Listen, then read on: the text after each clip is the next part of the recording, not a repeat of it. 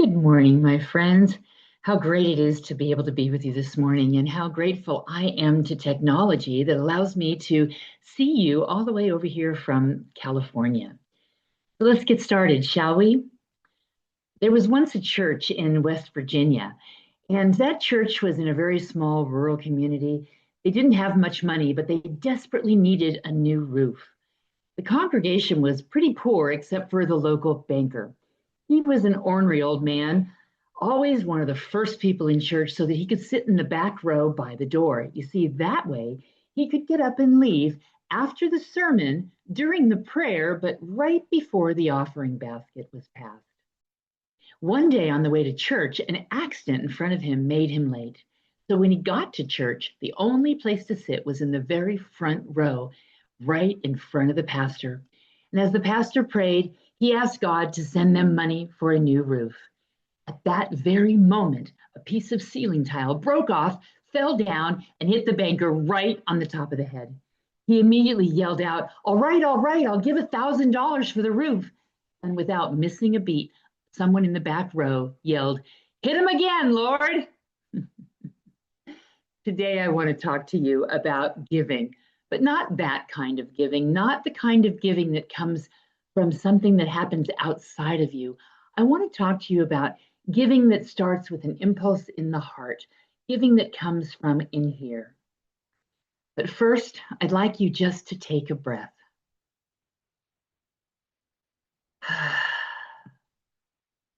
And I'd like to remind you that just the fact that you can do that means that you're not finished here. It means that you still have something to give. In the Science of Mind textbook, Ernest Holmes writes, one of the first things to do is love everybody. And if you haven't done this, begin to do so at once. You see, we're all the same in that we're all here to give love. But we're also all different because we all give love in our own unique way. God loves in us, as us, and through us. And there's a call in our hearts that guides us, that shows us how to give that love that God is, that lives within us. The call is God's personal invitation to share love in a way that's so uniquely ours. In Romans 12, verse 6, we read, we all have different gifts according to the grace given to us. If a man's gift is prophecy, let him use it in proportion to his faith. If it's serving, let him serve. If it's teaching, let him teach. If it's encouraging, let him encourage. If it's contributing to the needs of others, let him give generously. If it's leadership, let him govern diligently. If it's showing mercy, let him do so cheerfully. As we give our gifts, we discover a deep sense of fulfillment and a deep sense of happiness. Giving seems so natural and so good. When we give from this place, we know this is what we are here to do.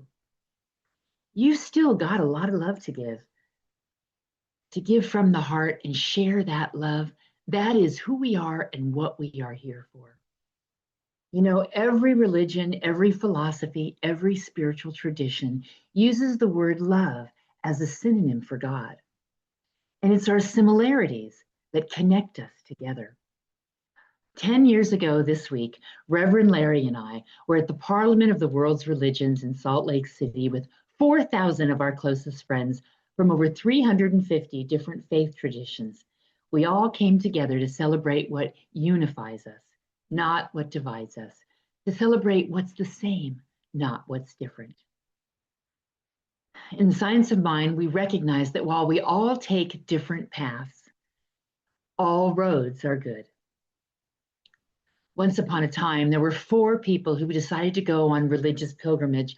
They came from 4 different parts of the world.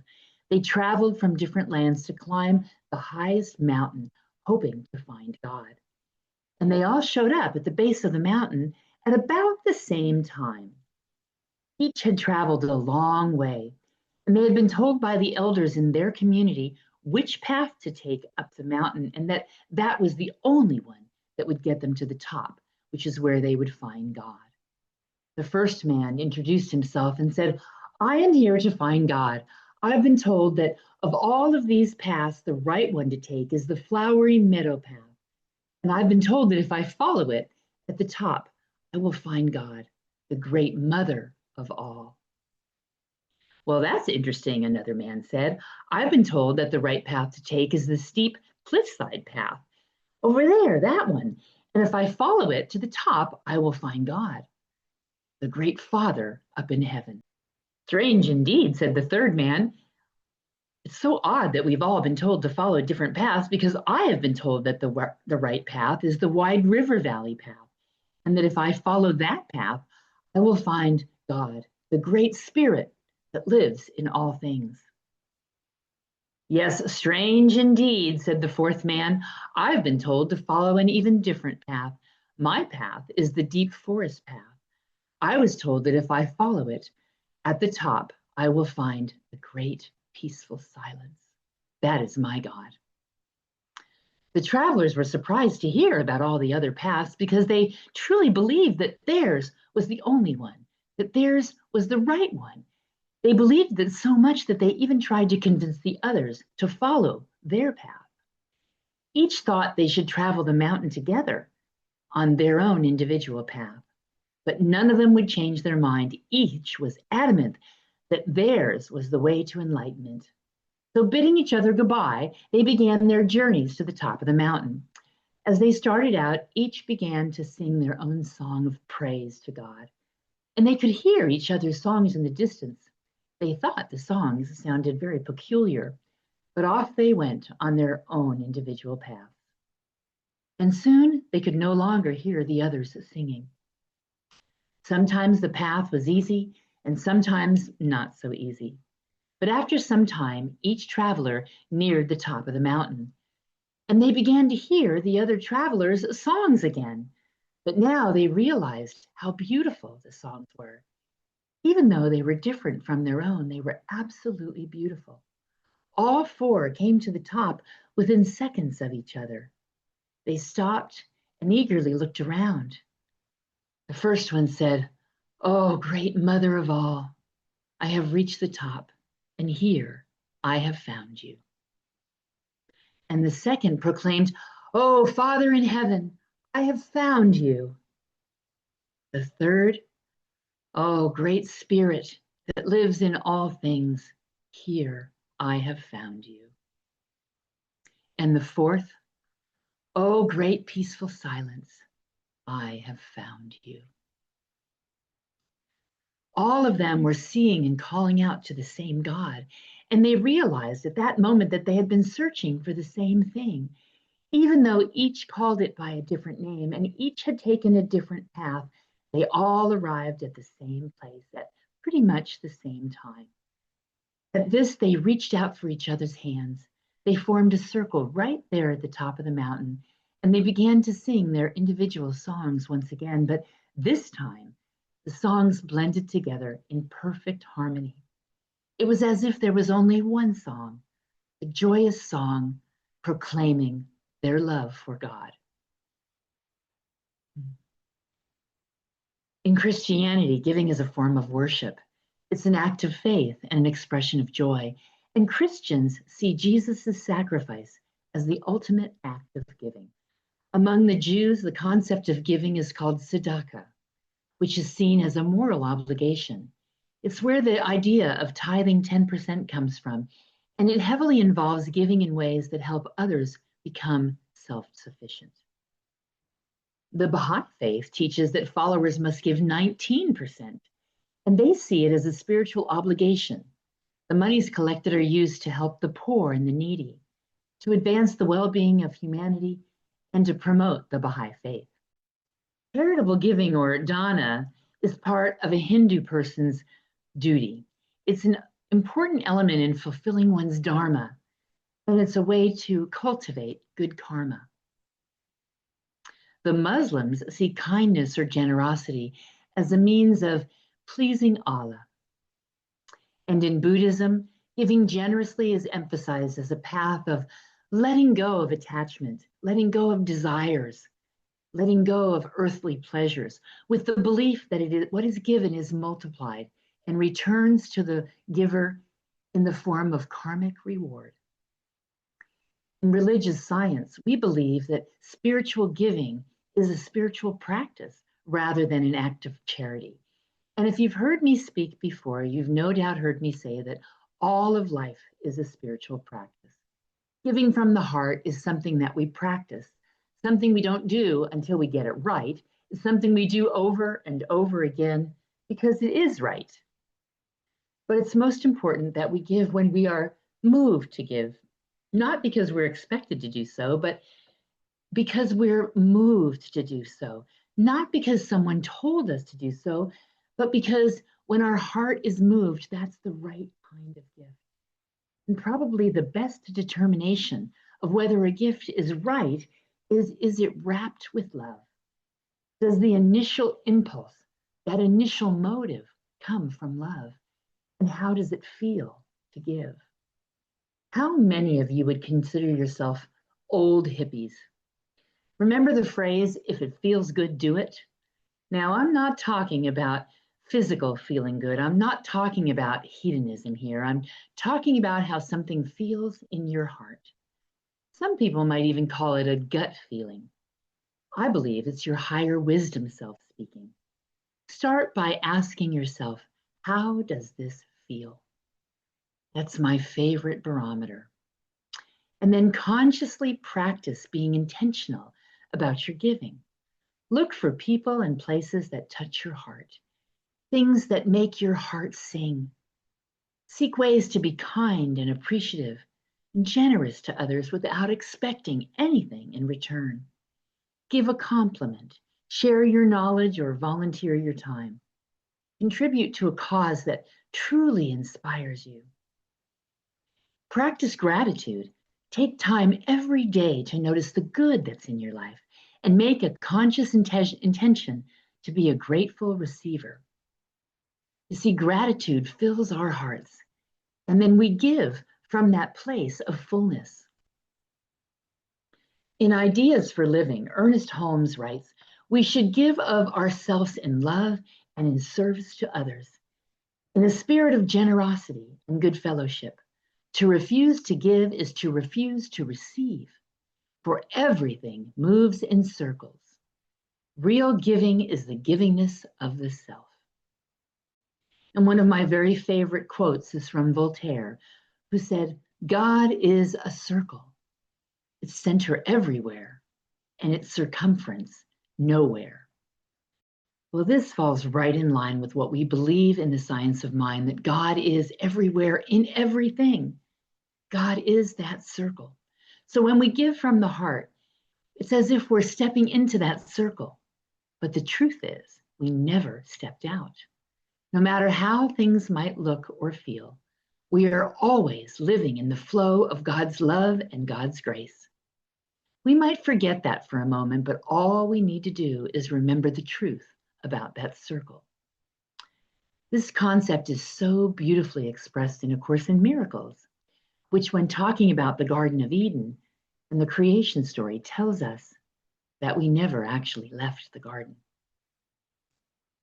Heartfelt giving is one of the ways that we remember this truth about who we are, what we are, and whose we are. In the book The Little Prince, André de Saint-Exupéry writes, one sees clearly only with the heart. Anything essential is invisible to the eyes. I had a beautiful example of this in my own life, and I'd like to share about that with you. Many years ago, I had an argument with a good friend. It was a silly argument, but we both dug our heels in. We let our egos and our pride take over, and we didn't talk at all. None of you have ever experienced that, right? We heard about each other through friends because we traveled in the same circles, and we even saw each other once in a while at events. We were friendly, but we were no longer friends. I really missed her. I really missed our friendship. It felt like a very deep loss. And then something happened in her life, and she was really sad. A few days later, she had heard that I had had a knee replacement, that I was at home by myself, that I was reaching out to people to take me to the doctors or go to the grocery store. take me to physical therapy. And so she picked up the phone and she called. She told me that she was sad and that she was grieving, and that one thing that she had learned through Sufism was that the best way to move through sadness and grief was to do something for someone else, to be of service. How could she help me? She asked. Well, with that, we both cried, and everything except for the love that we shared simply disappeared. By picking up the phone, my friend had listened to her heart. Today, we still are good friends, and I will never forget that lesson. She truly taught me how healing giving can be. It's in loving others and in sharing our love, in listening to that still small voice within, that we are guided and we are told when and how to best give. And then we become free to receive the most precious gift of all, the grace, the love, and the blessing of spirit. Giving and receiving are two sides of the same coin. They really are. It's the law of cause and effect, a universal principle that frames giving and receiving as two inseparable parts of a single dynamic exchange. Your actions and intentions in giving function as the cause, and the resulting circumstances and energy are the effects or the results. In Luke 6, verse 38, the Bible tells us, "Give, and it will be given to you. Good measure, pressed down, shaken together, running over, will be put into your lap, for with the measure you use, it will be measured back to you." Yesterday, I spent time with a 6-year-old and a 96-year-old. It was the first time they had ever met. What a joy it was to watch them laugh and exchange love in their own unique ways. Each of them had something to give.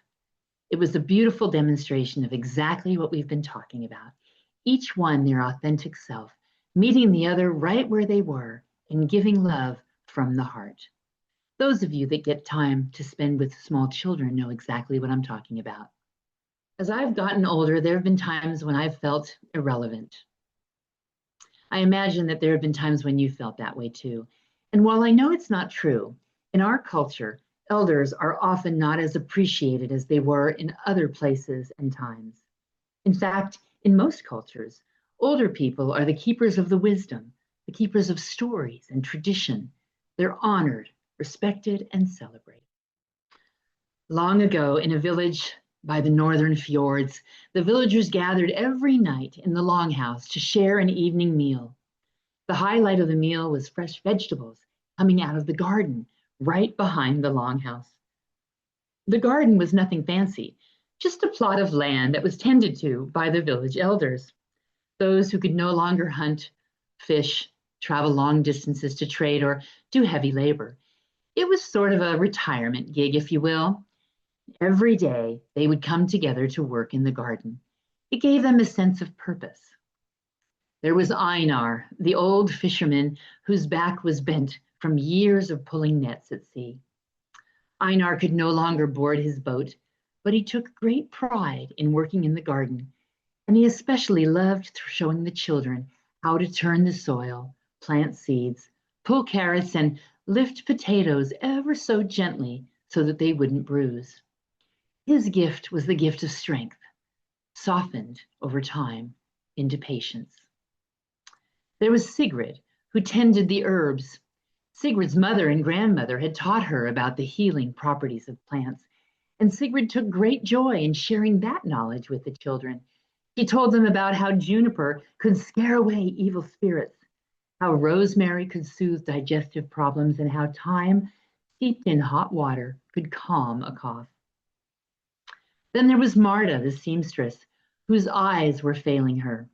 Even so, her fingers remembered every stitch. She made woolen mittens and caps for the children so that they could play in the garden without freezing in the sharp northern wind. And she made simple bags to carry and store the vegetables from the garden. Her gift was the care and compassion that she wove into every piece she made.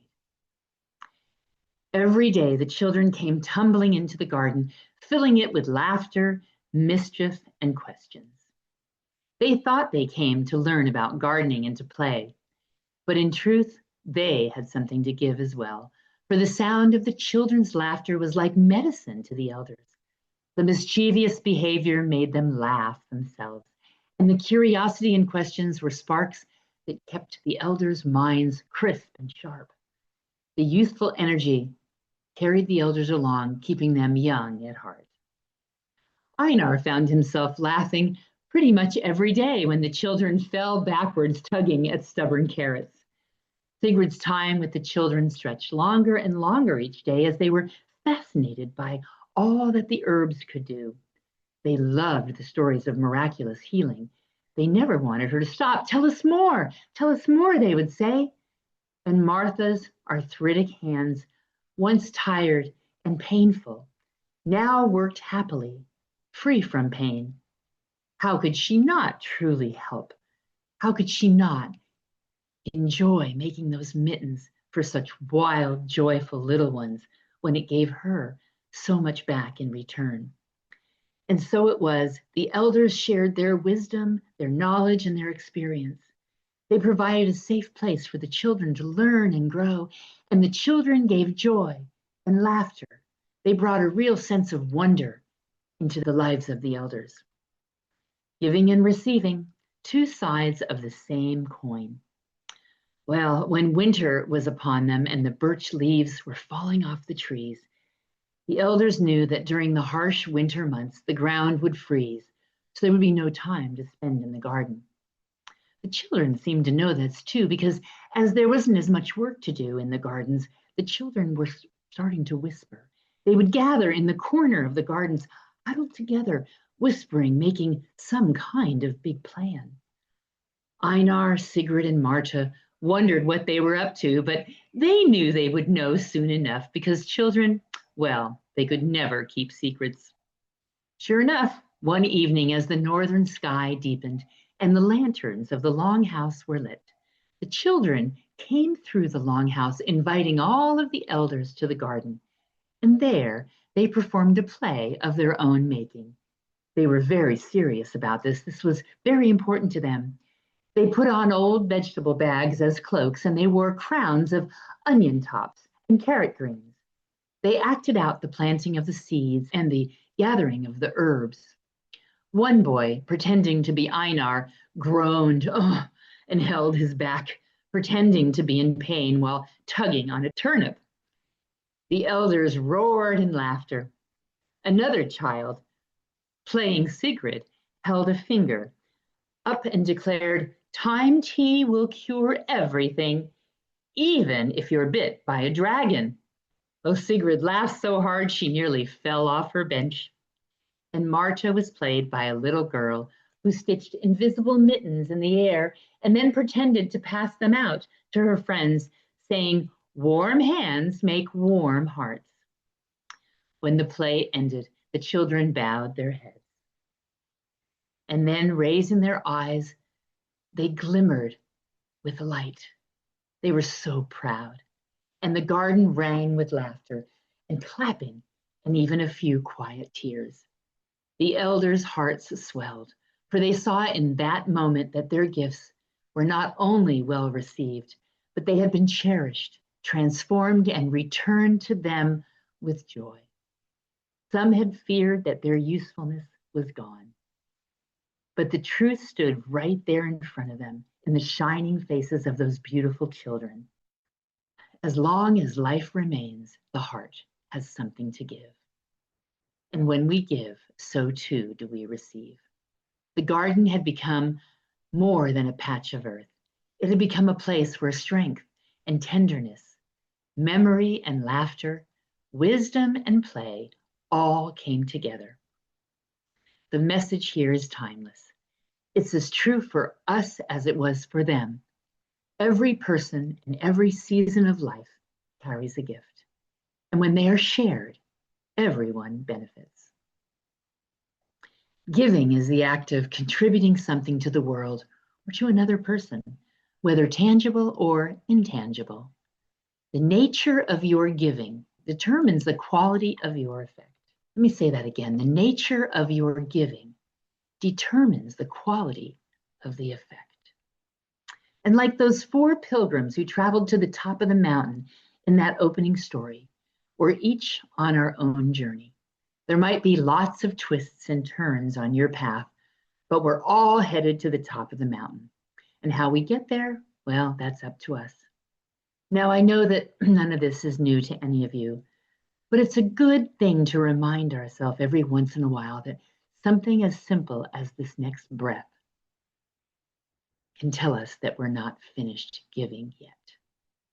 So this morning, I encourage you to recommit to yourself to looking for ways to give from the heart, to listening to that inner guidance and taking inspired action, action that lets God live and love within you, as you, and through you.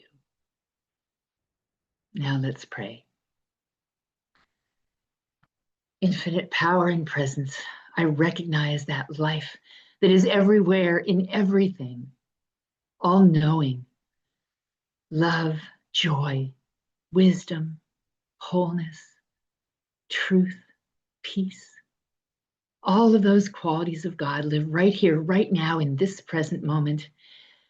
And this breath that I take reminds me that I am one with that source of good, that it lives in me always and in all ways, that it shows up as me wherever I go, God is, and it loves through me.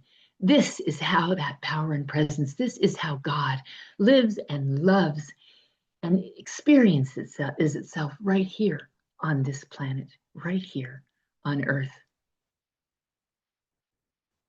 And what I know for sure is that this is not just about me, that this power and presence is living and loving in, as, and through each person within the sound of my voice and each person who walks this planet. And how grateful I am to be able to remember this. How grateful I am for this teaching that I know within myself, within the core of my being, within every cell of my being. I know it is true. How grateful I am to be able to share inspiration and stories with others so that they too can remember this truth about themselves and about life. And how grateful I am to be able to remember it, to be able to see it shining back in the eyes of those people I look at. How grateful I am to know that as my intentions are spoken into the law, that power and presence of love, that higher wisdom self, that source of good, God itself says, yes, my beloved, and so it is. That any intention planted in that fertile soil of the law springs forth exactly as it is meant to be. And so it's with a heart full of gratitude for the blessings in my life and in life itself that I give great thanks. And I release my word, calling it good, because I know it is. And so it is. Amen. Until we meet again.